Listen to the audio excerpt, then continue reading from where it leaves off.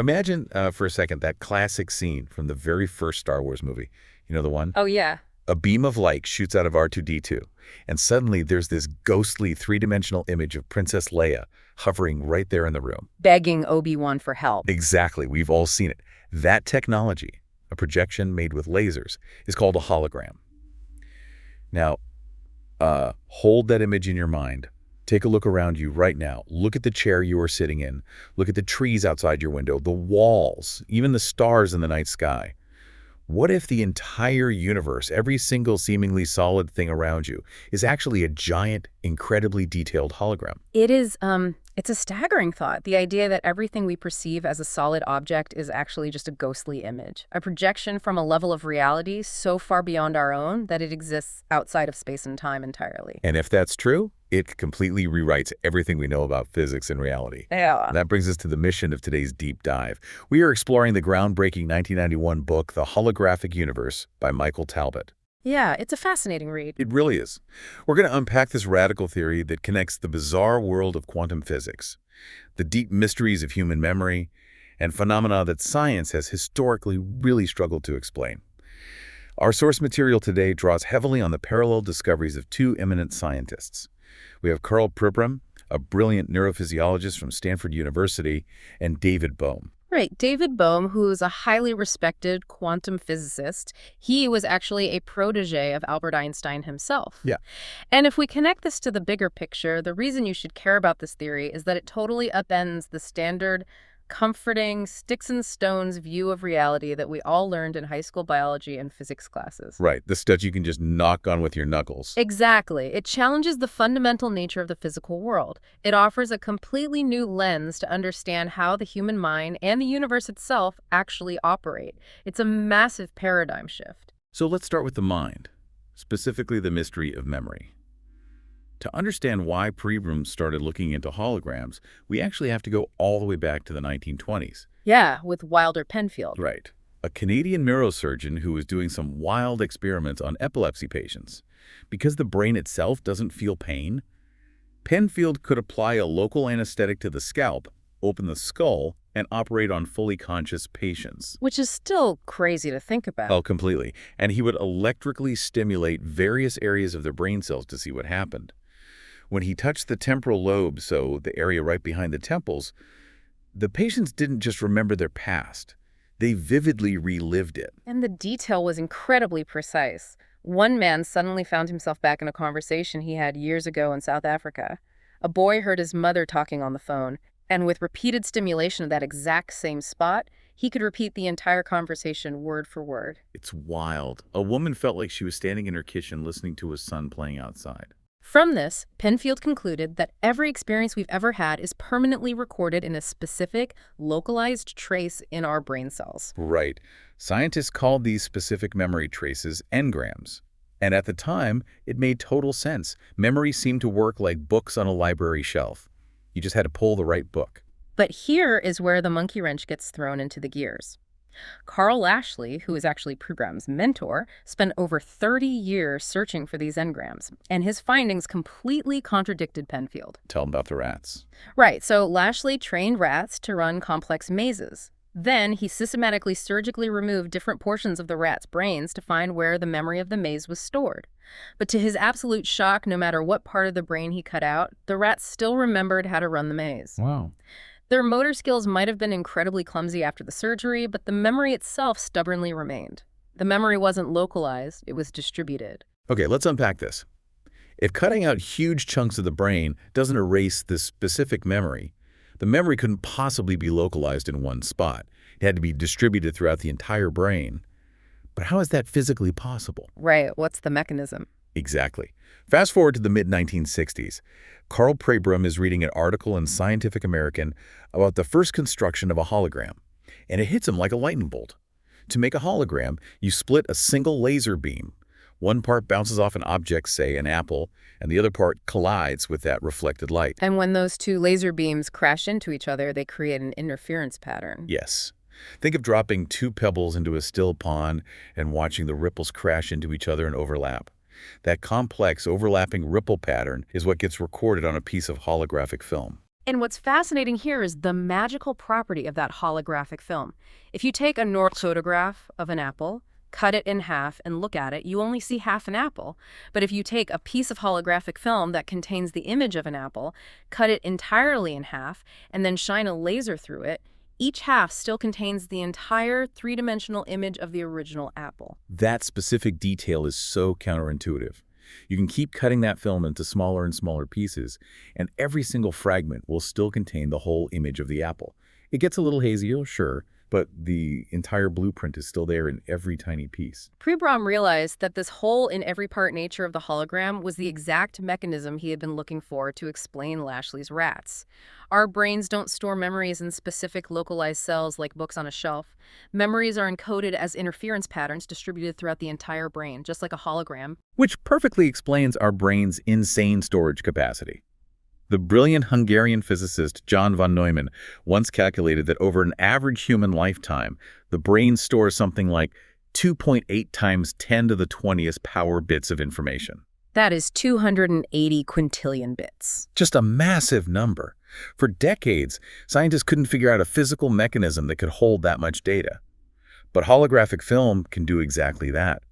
By simply changing the angle at which the two lasers strike the film, you can record entirely different images on the exact same surface. Researchers have calculated that by shifting angles, you could store the equivalent of 50 Bibles on a single 1-inch square of holographic film. Which is mind-blowing. It is. And that's how our brains recall and forget things, by shifting the angles of these interference patterns. But the scientific community, as you might imagine, was highly skeptical of this. A biologist named Paul Pietsch was an ardent disbeliever in Pribram's theory and set out to disprove it using salamanders. Right, because you can actually remove a salamander's brain without killing it. They just go into a stupor until the brain is put back. Yeah, so Pietsch figured if feeding behavior isn't localized, he could mess with the brain's physical orientation and finally prove Pribram wrong. And his methodology was absolutely wild. He removed a salamander's brain, flipped the left and right hemispheres, and put it back. And it woke up and fed normally. Right. So he flipped the brain upside down. It fed normally. He sliced it, shuffled it, and I'm not making this up. He literally minced the brains of these poor subjects. He turned their brains into sausage meat. And every single time he put the pieces back, the salamander's behavior returned to normal. It sounds completely absurd, but it served as absolute proof of the holographic distributed nature of the brain. Pietsch went from a skeptic to a staunch believer. And it isn't just memory that functions this way. Pribram discovered that vision and physical movement act as waves, too. Oh, the cat experiments. Yes. Research showed that cats can have up to 98% of their optic nerves severed and still perform complex visual tasks. The brain acts essentially as a frequency analyzer. In 1979, neurophysiologists at Berkeley finally settled the matter when they found that cells in the visual cortex don't respond to physical photographic images. They respond to Fourier wave patterns. To make that tangible for you listening, Fourier mathematics isn't just a simple translation tool. Think of it like taking a fully baked chocolate cake and mathematically unbaking it to find the exact raw amounts of flour, sugar, eggs, and cocoa. That's a great analogy. Thanks. Fourier transforms decomposed complex patterns into their most basic frequency ingredients. And to prove this applies to movement, a Russian scientist named Nikolai Bernstein dressed dancers in black leotards, painted white dots on their joints, and filmed them dancing against a black background. And when he unbaked the complex flowing movements of those dots using that exact same Fourier math, he found they could be completely translated into a language of waveforms. We don't learn complex physical tasks bit by bit. Our brains absorb the fluid wholeness of the movement as an interference pattern. Which raises an important question about how we actually perceive the world. When we experience something, we assume the reality is out there, separate from us. Yeah, think about this. When you stub your toe on a table, where is the pain? It feels with absolute certainty like the pain is down there in your toe, but it's not. No, it isn't. The pain is actually a neurophysiological process taking place entirely inside your head. Your brain is creating the illusion that the pain is located in your foot. To prove that the brain physically projects our reality into space, just like a holographic projector, the Nobel Prize-winning physiologist Georg von Baekes set out to see if he could trick the brain into feeling something in midair. I love this experiment. It's brilliant. He conducted a fascinating series of experiments where he placed vibrators on the knees of blindfolded test subjects and carefully varied the rates at which they vibrated. By adjusting those frequencies, he found he could make his subjects feel a point of vibration jumping from one knee to the other. Even crazier, he could make them feel the vibration in the empty space between their knees. Right. They were experiencing distinct physical sensations in thin air. Which perfectly aligns with the holographic model. A hologram is a virtual image. It appears to possess extension in space, hovering in front of the film, but if you reach out, your hand passes right through it. Exactly. Your brain is a frequency analyzer that receives wave patterns and projects them outwards, creating a world out there illusion, just like the phantom limb sensation experienced by amputees. Here's where it gets really interesting, because we have to take this from the micro scale of the human brain to the macro scale of the entire universe. Enter David Bohm. Bohm was delving into the absolute bleeding edge of quantum mechanics, a field where all the rules of common sense just break down completely. Yeah, throw common sense out the window here. Yeah, pretty much.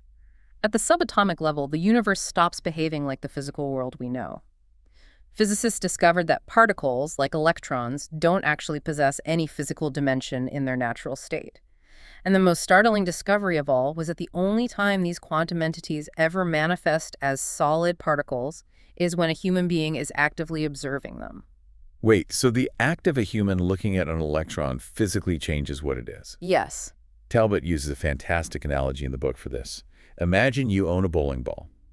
When you look at it and roll it down the lane, it acts like a normal, solid bowling ball, tracing a single clean line through the oil on the lane. But if you blink while it's rolling for that split second, you aren't observing it.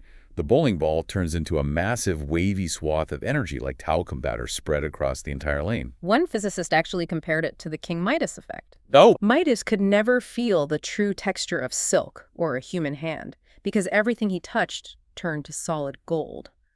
Similarly, we can never experience the true texture of quantum reality because the very act of our observation instantly freezes that endlessly flowing quantum soup into solid matter. That has to be immensely frustrating for physicists trying to study it. But Bohm ran into an even deeper mystery, the Einstein-Podolsky-Rosen, or EPR, paradox. This has to do with twin particles. For example, when an unstable atom decays, it can emit two photons that travel in exact opposite directions. And according to quantum physics, no matter how far apart those twin photons travel, if you measure their angle of polarization, they will always instantaneously be identical. They mirror each other perfectly. The problem, as Einstein pointed out, is that nothing can travel faster than the speed of light. Right. For these two particles to instantly communicate their polarization angles across vast distances, say, opposite ends of the galaxy, they would have to break the ultimate speed limit of the universe. Niels Bohr, another founding father of quantum physics, basically argued that it's meaningless to even think about the particles as separate things before you observe them. They simply don't exist until you look. But Bohm saw something deeper. He didn't think they were communicating faster than light at all. That is the crucial insight. Bohm realized that if they aren't signaling each other across empty space, they must not be separate entities to begin with. Think of it like a single coin spinning. If you have two cameras looking at that coin from different angles, and you project those images onto two separate screens, it looks like two different objects. But when one flips, the other instantly flips. They aren't communicating. There are two projected images of the exact same underlying whole. Bohm actually found physical evidence of this interconnectedness while working at the Berkeley Radiation Lab, studying plasmas. Now, plasma is a gas with a high density of electrons. He noticed that once electrons were in a plasma, they completely stopped behaving like random individual particles. Millions of them would suddenly organize. Yes, the plasma would constantly regenerate itself and even enclose impurities in a wall, exactly the way a biological organism encases a foreign substance in a cyst. The electron sea, Bohm observed, acted as if it were alive. He called these highly organized oceans of particles plasmons. It's incredible. So what does this all mean? If we synthesize this, if we bring Pribram's brain research and Bohm's quantum physics together, what do we get? Pribram says the brain uses holographic Fourier mathematics to decode the world. Bohm says the universe itself is a giant, undivided, resonating symphony of waveforms, what he called a frequency domain. When you combine them, you reach a staggering conclusion. Objective reality as we know it might be an illusion. The coffee cup on your desk, the trees outside, the physical world is essentially just a blur of interference patterns. It only becomes the seemingly solid world we know after it enters our senses and is unbaked by our holographic brains. The universe is a hologram, and our brains are the lasers illuminating it. Exactly. Now, the second half of Talbot's book takes this framework and applies it to areas that standard science normally laughs out of the room. Now, to be absolutely clear to you listening, we are simply reporting the claims made in the source material here. We are taking a strictly neutral stance. But the book argues that if reality is a single interconnected hologram, then phenomena traditionally labeled as paranormal suddenly possess a logical physical mechanism. The text cites several specific examples where researchers have applied this exact model. For instance, Robert John and clinical psychologist Brenda Dunn at Princeton University's Engineering Anomalies Research Laboratory. Right. They gathered unequivocal evidence over a decade, suggesting that the human mind can slightly alter the way certain machines, like random number generators, operate. Through an analytical lens, this makes sense in a holographic universe. If human consciousness and physical matter are woven from the same continuous holographic fabric of wave patterns, then adjusting the frequency of one could theoretically create a ripple effect in the other. The book also dives into the work of physicist F. David Pete, who looked at synchronicities, those incredibly meaningful coincidences that happen in life. Rather than just being random chance, Pete viewed synchronicities as actual flaws in the fabric of reality, revealing that our internal thought processes are intimately connected to the external physical world. Dr. Kenneth Ring, a psychologist who studies near-death experiences, applied the theory as well. He proposed that these profound events aren't oxygen-deprived hallucinations. Instead, if the brain is essentially a radio tuner picking up frequencies, a near-death experience might be a person's consciousness literally shifting its dial from one level of the hologram of reality to another. And similarly, physicist Fred Alan Wolf asserted that lucid dreams where you realize you are dreaming and can completely control the environment might actually be moments where your mind tunes into parallel frequency domains that are just as physically real as this one. But as you can probably guess, the orthodox scientific establishment wasn't exactly thrilled with these ideas. No, not at all. Talbot points out that the scientific community can be incredibly resistant to anything that challenges its core dogmas. He brings up Yale psychologist Irvin Child, who found that a very rigorous, well-known series of ESP dream experiments conducted in Brooklyn were almost entirely ignored by the scientific establishment. And the few publications that did bother to review them severely distorted the findings to obscure their importance. It highlights a very human flaw in the scientific process. We tend to view scientists as perfectly objective observers, but they are subject to the same cultural and philosophical prejudices as anyone else. Surgeon Bernie Siegel is quoted in the text comparing this resistance to a literal addiction. He asserts that people are physically addicted to their beliefs. When you try to change a scientist's fundamental belief about how the universe works, they react with the same passionate, irrational denial as an addict having their supply taken away. It's a powerful reminder that science is an evolving process, a constant questioning of the unknown, not a finished, immutable rule book. Which brings us to where we stand today. Let's summarize this incredible journey for you. We started with a Wilder Penfield poking brains in the 1920s, moved to Carl Lashley's frustrating rat mazes, followed Karl Pribram as he discovered the brain stores memory exactly like a piece of holographic film, and saw Paul Peach prove it by mincing salamander brains. And then we zoomed out with David Bohm to find that the solid matter of the universe is actually an interconnected sea of quantum waves that only solidify into reality when we look at them. This framework forces us to drop our preconceived notions and realize that the universe is vastly more interconnected and vastly more fluid than our senses let on. And that is perhaps the most vital takeaway. Whether or not you accept the book's claims about psychokinesis, synchronicities, or near-death experiences, the foundational science discussed here remains incredibly potent. The hard, observable science of quantum mechanics and neurophysiology heavily suggests that our solid reality is much closer to a fluid, majestic illusion. We are living inside a frequency domain, translating a cosmic symphony of waves into the objects we see and touch. Which leaves us with one final mind-bending thought to ponder. If our brains are essentially just physical lenses, frequency analyzers decoding a specific set of waves from a massive universal hologram, what would happen if we could somehow learn to tune our brain's receiver to an entirely different frequency channel? What other hidden realities or dimensions might be broadcasting right through the room you're sitting in right now, just waiting for the right antenna to pick them up? Keep your eyes and your mind open.